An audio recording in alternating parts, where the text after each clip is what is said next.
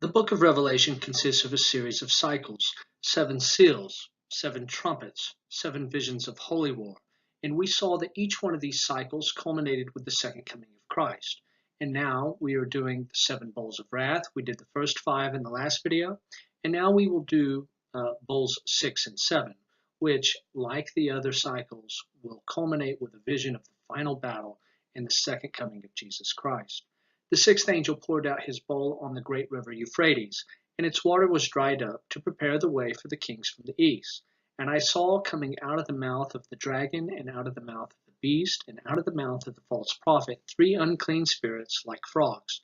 For they are demonic spirits performing signs, who go abroad to the kings of the whole earth to assemble them for the battle on the great day of God the Almighty. Behold, I am coming like a thief. Blessed is the one who stays awake, keeping his garments on, that he may not go about naked and be seen exposed. And they assembled them at the place that in Hebrew is called Armageddon. The 7th angel poured out his bowl into the air, and a loud voice came out of the temple from the throne, saying, It is done.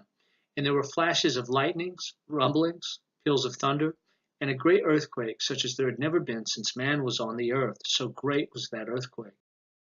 The great city was split into 3 parts, and the cities of the nations fell. And God remembered Babylon the Great to make her drain the cup of the wine of the fury of his wrath. And every island fled away, and no mountains were to be found. And great hailstones, about 100 pounds each, fell from heaven on people, and they cursed God for the plague of the hail, because the plague was so severe. When we did the 6th trumpet, we saw that it also had to do with the great river Euphrates, release the 4 angels that are bound at the river Euphrates. And what we discovered is that the Euphrates River is a link back to the Garden of Eden. On the 6th day, God made humankind and placed them in the Garden of Eden, and the Euphrates River flowed out of the garden. Well, now we are at the 6th bowl, which reverses the 6th day of creation, just like the 6th trumpet reverses the 6th day of creation. And so in both of these judgments, we have a mention of the Euphrates River. This takes us back to the Garden of Eden, because the place where humanity's life begins is the same place from which death will come for humankind. Now, there is more to it than that, though. In Jeremiah chapter 51, it says, Therefore, thus says the Lord, Behold, I am going to plead your case and exact full vengeance for you, that is, for his people. And I will dry up her sea and make her fountain dry. Babylon will become a heap of ruins, a haunt of jackals, an object of horror and hissing without inhabitants. These prophecies were at least partially fulfilled by the Persian king Cyrus when he diverted the water of the Euphrates away from Babylon, as recorded by the ancient historian Herodotus. Babylon was supposed to be an impregnable city. The walls were so thick it was said that chariots could ride up on top of the walls. I mean, there was no way to knock these walls down. A water supply came under the walls into the city via the Euphrates River, and this meant that you could never besiege the city long enough to famish it of its water supply. And you couldn't really swim under the walls either to come into the city, because there was no way you were going to be able to hold your breath long enough to navigate the channel. And there was a massive food supply in the city.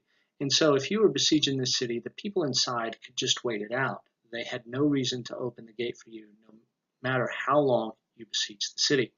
But when Cyrus of Persia attacked the city, he and his men upstream found a way to divert enough of the water of the Euphrates River that the water level went down at the city. And it went down enough that they were able to navigate the channel. They had enough room to breathe, and they were able to go under the wall, emerge on the other side, open the gate, and the city fell. Now, the interesting thing about this is Jeremiah states that this would happen, that the Euphrates River would dry up at the fall of Babylon. And Cyrus does this in a sense. He at least partially fulfills this when he diverts the water, and this is associated with the fall of the city. The interesting thing is the Bible does not point out to you that this prophecy was fulfilled at the time of Cyrus. You will recall in Daniel chapter 4, Cyrus takes the city, and none of this is mentioned. Well, it's very interesting that it's Herodotus, a pagan historian, who has no interest in proving biblical prophecy to be accurate. He tells us that the water of the Euphrates was diverted at the fall of the city. So it's just very interesting that this prophecy was at least partially fulfilled, and we know it's fulfilled because of the records of pagan historians, not because of Jews or Christians. Nevertheless, that is only a partial fulfillment. We are looking for a greater fulfillment. Revelation applies this drying of the Euphrates in Jeremiah, it reapplies it to the battle at the end of time. Now it states that the Euphrates River is dried up to make way for the kings of the east, which raises the question, why are the kings of the east crossing the Euphrates River? And the first perspective is that the kings of the east are crossing the Euphrates to invade the west. Now this would make a lot of sense in the ancient context, because remember, the Roman Empire is west of the Euphrates, and the Persian Empire is to the east, and the Romans feared the Persians. And so they would understand this. They would say, well, perhaps the kings of the east are coming over to invade the west, because at this point in time, the empire that is persecuting the Christians, that is the Roman Empire, they're in the west, and so here their enemies are coming to punish them. God has brought their enemies over the river in order to punish those who have been persecuting the church. So that's one perspective. The second perspective is different. Are the kings of the east crossing to join the west in fighting God's people and the Lamb? The second option is more likely because the beast deceives the kings of the whole inhabited earth, it states right after this. Now, the only way the kings of the east are coming over the river, if they're under the same spell as the kings of the west, is if they're going to unite against the church. Because if the beast has deceived the kings of the whole earth, then that means the kings of the west and the kings of the east are under his control. And this would make a lot of sense to the ancient audience as well, because in Domitian's time, toward the end of the first century, when the book of Revelation was written, there was a hope of merging Rome and Persia into a sort of super world kingdom. And so what this is the West and the East finally uniting in an allegiance, at least in the common goal of eradicating God's church from the world. I think this is probably the best explanation for this text. The frogs. There are a number of portrayals of this from the public domain. Here you can see, one that's kind of weird. I don't know why the false prophet has two heads, but nevertheless you can see the dragon and the beast and the false prophet, each of them spitting out a frog. I think this one is kind of entertaining. The false prophet on the left, he kind of looks like he's coughing up his frog. Here's another one that I thought was interesting. You can see the beast here on the left. Again, the false prophet. I don't know what the the choice of color palette is about, but his horns and his hooves all have a shade of blue. But anyway, it's almost inevitable that anybody who tries to render this artistically is going to create something that's kind of strange and humorous. This is a strange picture. You have three very interesting creatures spitting out frogs. The most interesting one I could find was from goodsalt.com. An artist there has done lots of stuff with the book of Revelation, and here you can see he says, "Thou shalt not steal." You're supposed to pay for this art. In fact, I got on his website and I tried to purchase this to use it in my slideshow, but the website was so difficult to navigate that I just gave up. But you can see that this is probably the best one out there. He releases this one version into the public domain, but of course he puts his logo on it. But nevertheless, you can see here the dragon and the beast and the false prophet breathing out these frogs with their green demonic breath. I thought it was a very interesting portrayal. Here's an example of how one should not interpret this. As a Western American who believes in democracy, and capitalism, etc., you shouldn't just sit down and say, okay, we have three frogs. Well, I'm just going to line these up with people I dislike. And so as an American, of course, I don't like the Nazis. Obviously, communists have been traditional enemies, so I'll make them frog number 2. And of course, we have had our bouts with Islam, and so we'll make them frog number 3. And so there you have it. There's the 3 frogs. Now, this sort of allegorical political interpretation is very foolish, because then you're just going to pick the people you don't like and assign each of them a frog. That is not the point. Just don't do this sort of thing. Be very conscious about your own national upbringing, your own cultural background, and try not to impose that sort of thing onto the text.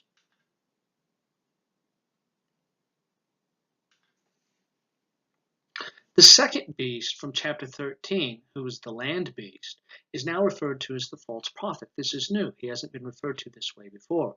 Now, this is to contrast him with the twofold witness of Elijah and Moses.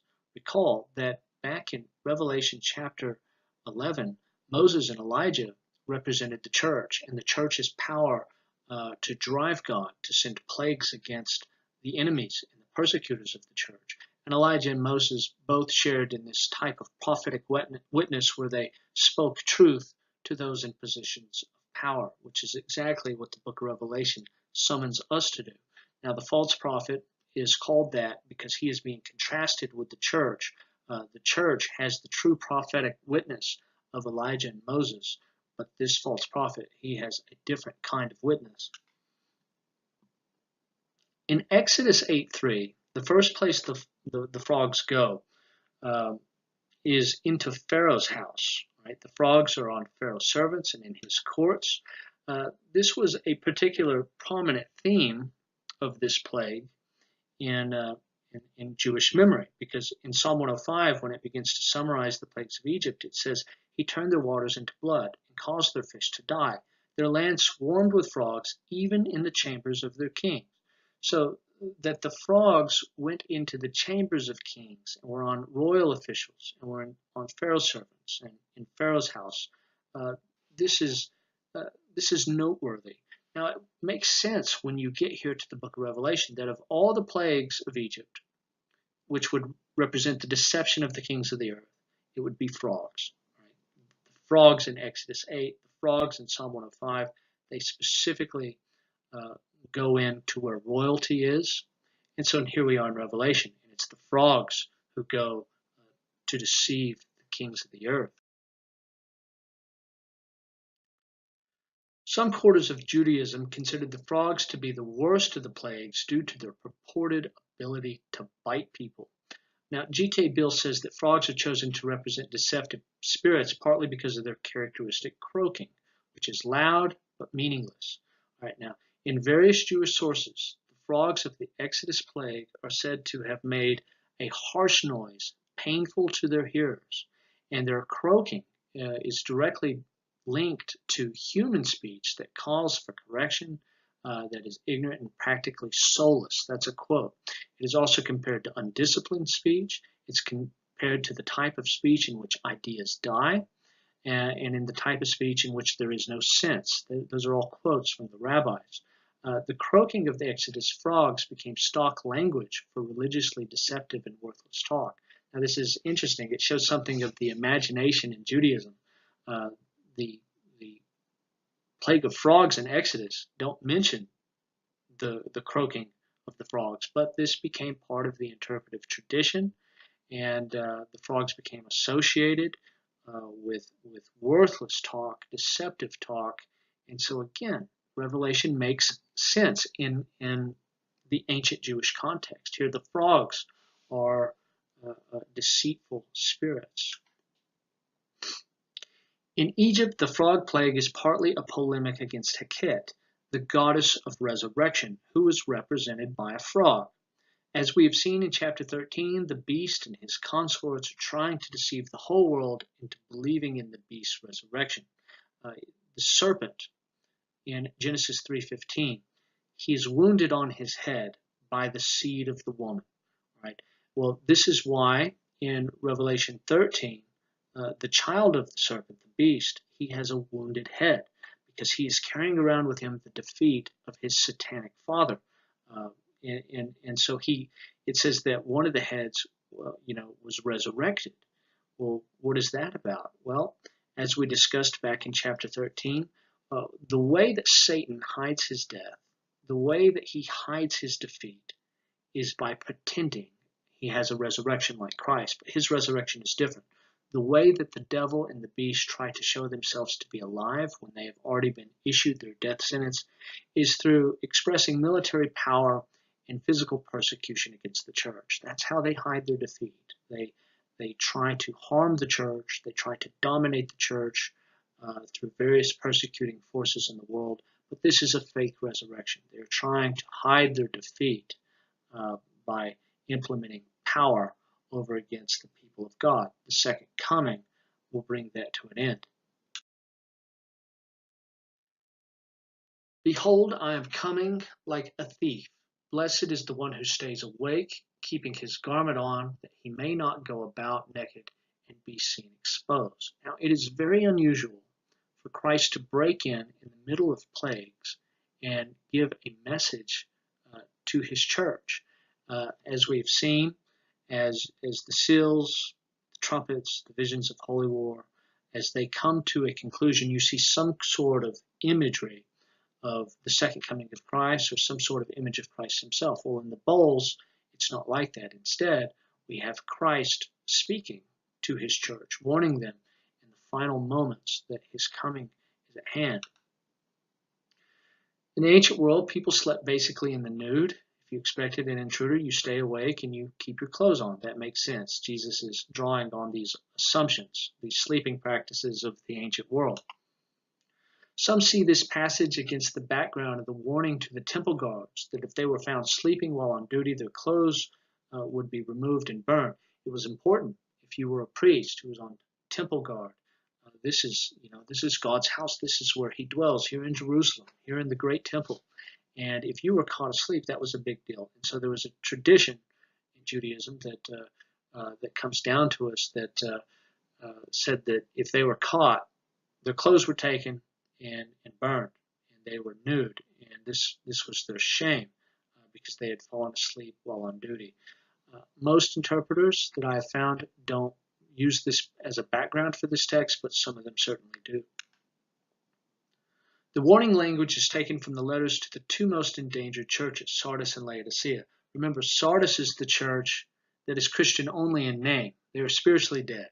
Right? They had some sort of past that made them notable Christians, but at present they're just cashing in on their name as Christians. They are not actually spiritually alive.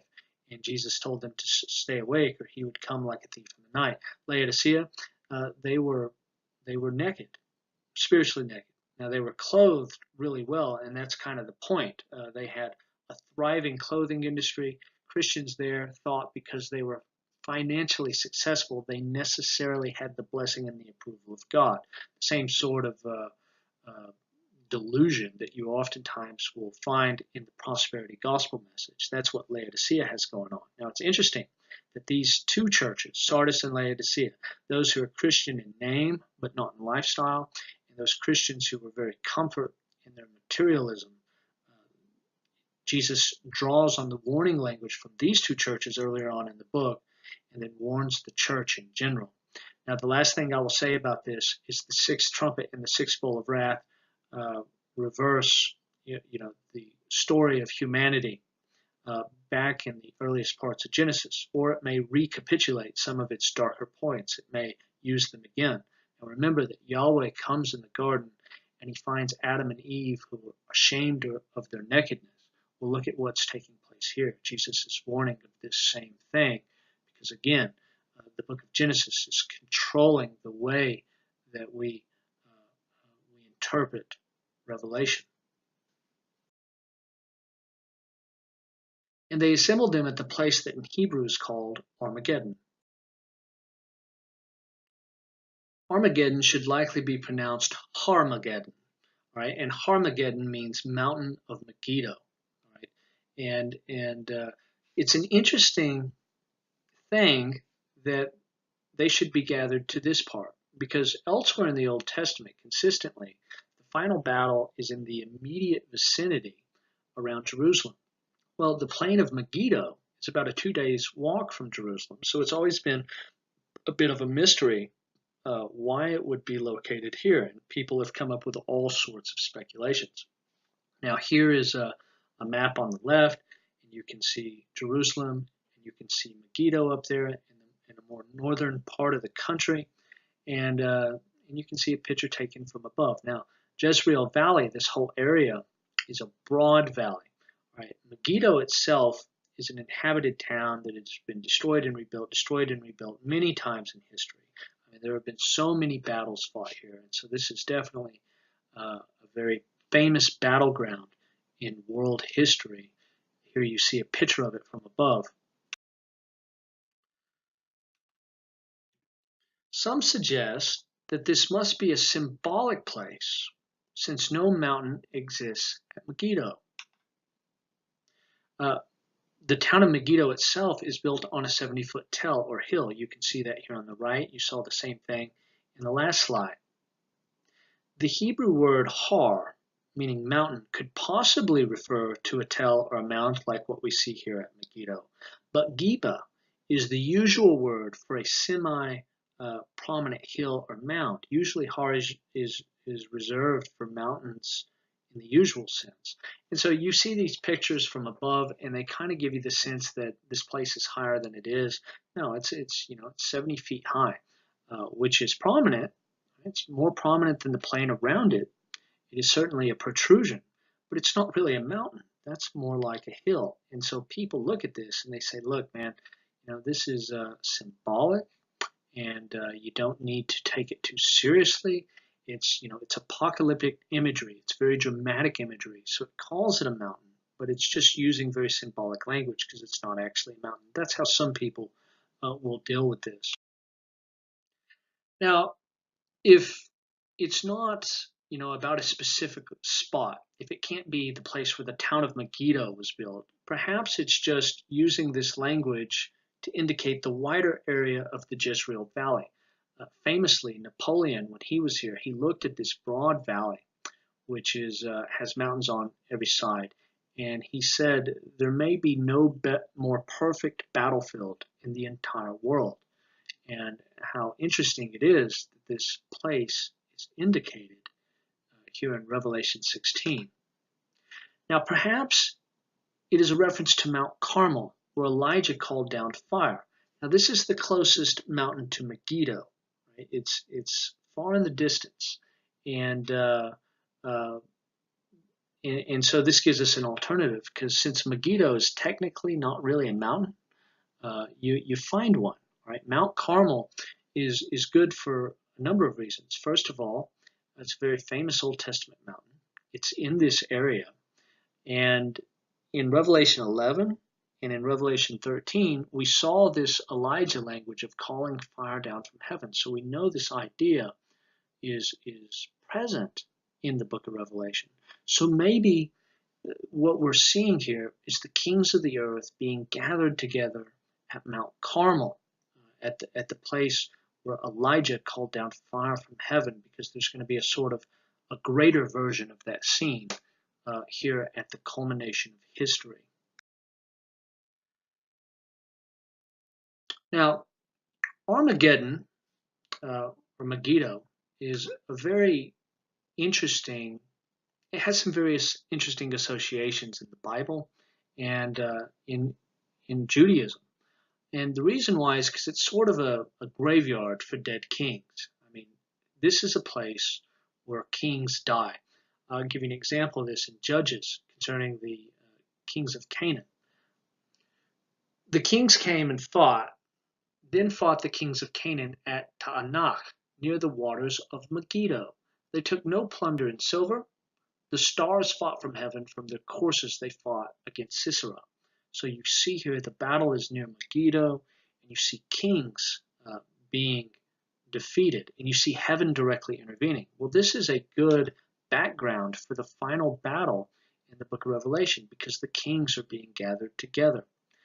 Again, in 2 Kings 23, in his days, Pharaoh Necho, king of Egypt, went up to the king of Assyria to the river Euphrates.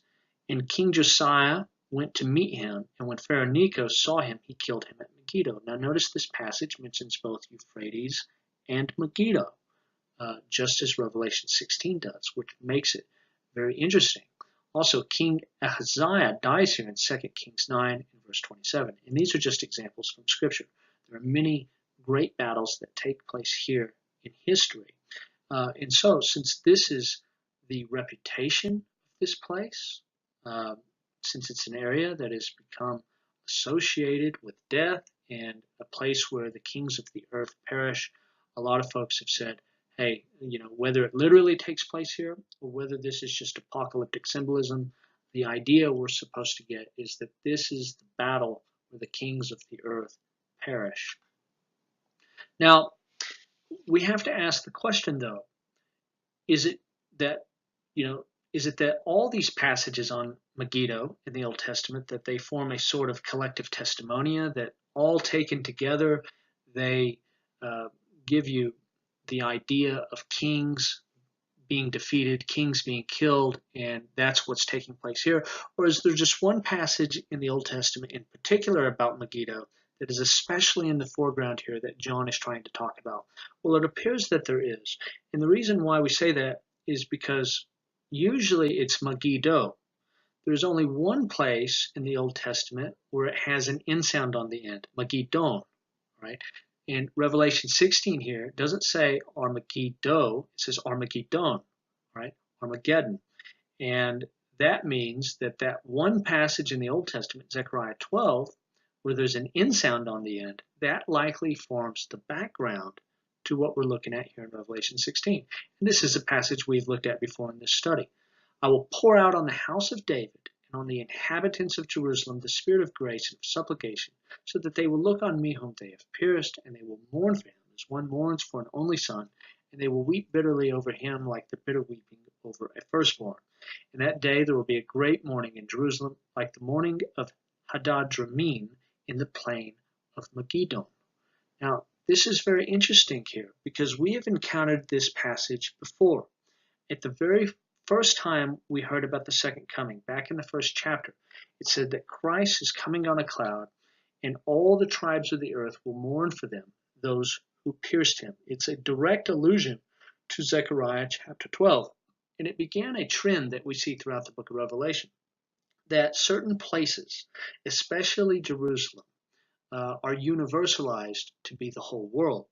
In Zechariah, it specifically states that it's families around Jerusalem who will mourn for the one who is pierced. Well, Revelation cites this passage, but he says, no, it's now the tribes of the whole world, right? The local Jerusalem that killed Christ is now a global persecution system, killing those who follow Christ. We see this again and again. In Ezekiel, fire is taken from the altar and thrown over the city. But in Revelation chapter 8, fire was taken from the altar and thrown over the whole world. We saw this again in Revelation 7. We saw it again in Revelation 11. You can go back and watch those videos if you like. But we see consistently that Jerusalem is globalized. There is a global version of Jerusalem in the book of Revelation. And it's not just Jerusalem. We saw in chapter 14 that prophecies in the Old Testament that were specifically against the nation of Edom, that Edom would be destroyed and its smoke would rise forever and ever. That language about Edom is taken and applied to all of those who go into the lake of fire. They all take part in Edom's destruction, because ultimately, prophetically, Edom is not just one country. It's a picture of eternal destruction, right, for all those who oppose God. Now, the point here is, what is this? Is this a local battle in the land of Israel at Megiddo, or is this a symbol for a global battle where kings all over the earth meet the retributive justice of Christ at his second coming? Well, I have to tell you, since we have already seen so many examples of Jerusalem in the land of Israel universalized to represent the whole world, the whole creation, and since the very first chapter took this passage in Zechariah and globalized it to cover the whole world, well, that's what I'm going to do here as well. I don't think, as John Hagee and some others do when they go to the land of Israel, that the final battle here is just all in this one little valley. I think that this location, like many other locations in the book of Jerusalem, are pictures of a more global conflict. Right? I'm okay with the notion that the Jezreel Valley and Megiddo will literally be involved in the second coming of Christ, but considering the book's tendency to globalize places, and considering the fact that this Zechariah passage has already been globalized in a previous point in the book, I think that what we are looking here is a universal battle, not a battle that's just stuck in the land of Israel. Now, a lot of people, especially people who like to get involved in the Israeli-Palestinian conflict and like to see that they like to be political watchdogs for prophecy, fulfilled prophecy in the news, that sort of thing. They really want it to just be in Israel so that they can play the politics game and the Zionism game, and it's about being with the Jews and being against the Palestinians. Well, the universalizing tendency to take Israel, to take Jerusalem, to take the area around Jerusalem, and use it to be a picture of the entire world suggests that Revelation is not so much focused on Middle East politics as it is focused on the global persecution of the church, the persecution of the church all over the world, and the retribution that is coming to the kings of the earth who are all over the world.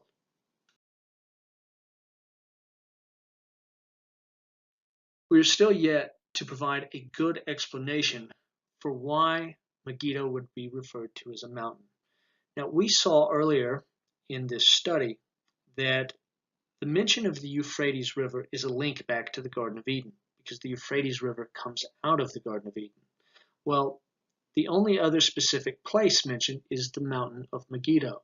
This may also be Garden of Eden language, right? Because the place where humanity first had life, the garden, the Euphrates River area, is the place from which death comes for humankind, right? The kings of the east and the drying of the Euphrates River. This is a source of death for humankind, as where this area used to be a source of life. Well, the Jews understood the Garden of Eden to be a cosmic mountain. That is, it's a mountain where human life began, and it's a mountain where heaven and earth are connected, where people had communion with God. And this notion that the Garden of Eden was on a great mountain, there were a number of passages I wanted to quote outside of the Bible to make this point, but instead I'm going to stick to a couple in Scripture itself. In Ezekiel 28, you were in Eden, the garden of God. Every precious stone was your covering. You were on the holy mountain of God. Now, it just said you were in Eden, and now it says you're in the holy mountain of God. Right? It's because Eden and the holy mountain of God are the same thing. You walked in the midst of the stones of fire. You were blameless in your ways from the day you were created until unrighteousness was found in you.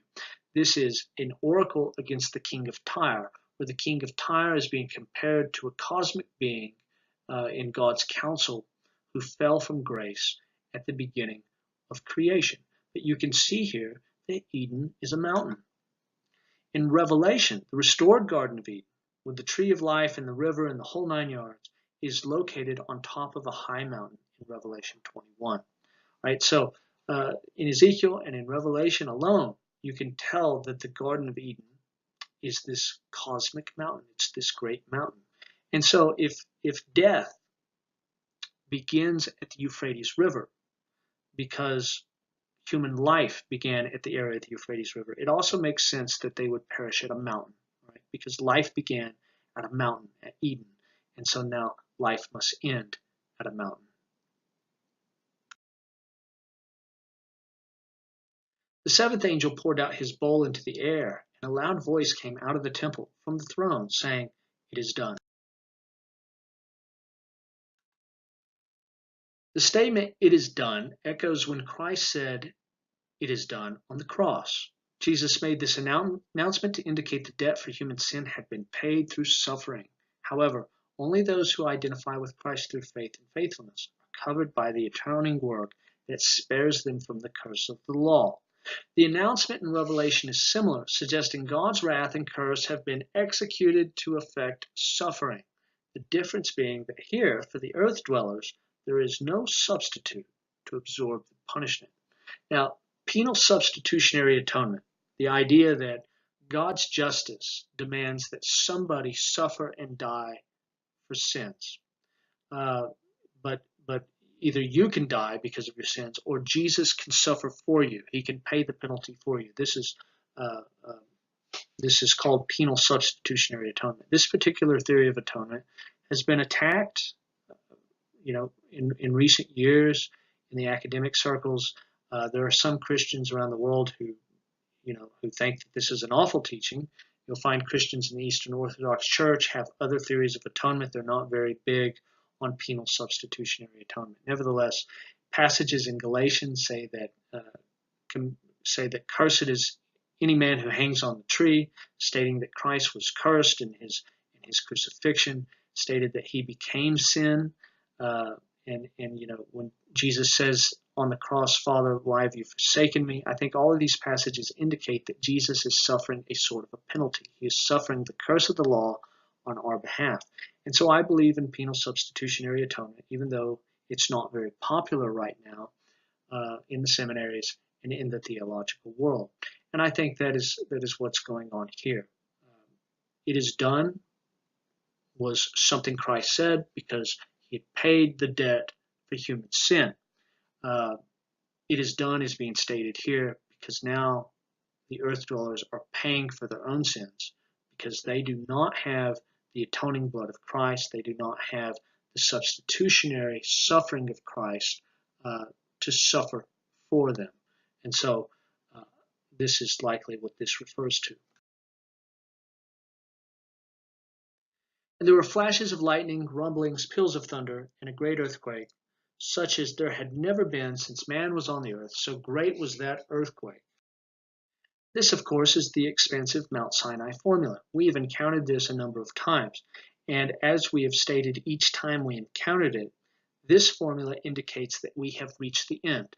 When you reach this formula, that means you've arrived at the second coming, the culmination of history, the great and terrible day of the Lord. And now we're about to start over. We're about to go back and analyze history from a different angle leading up to the final battle. And each time we run into this formula, it gets a little bit longer and a little bit more detailed because each time we recapitulate, each time we back up and examine history again leading up to the second coming of Christ, we get a little bit more detailed picture of history, a little bit more detailed picture of the judgment and what the church and what the world must go through as we await the return of the Son of God. And so this is our last time to encounter the Mount Sinai formula. Now we will go back one more time and we will look at history leading up to the second coming of Christ, beginning the cycle all over again in Revelation 17, where this time we will begin to analyze Babylon in greater detail than what we have seen so far in the book. The great city was split into 3 parts, and the cities of the nations fell. And God remembered Babylon the Great to make her drain the cup of the wine of the fury of his wrath. And every island fled away, and no mountains were to be found. As I indicated a moment ago, we will discuss Babylon at length in the next 2 chapters, and therefore I will save the discussion of Babylon for chapters 17 and 18.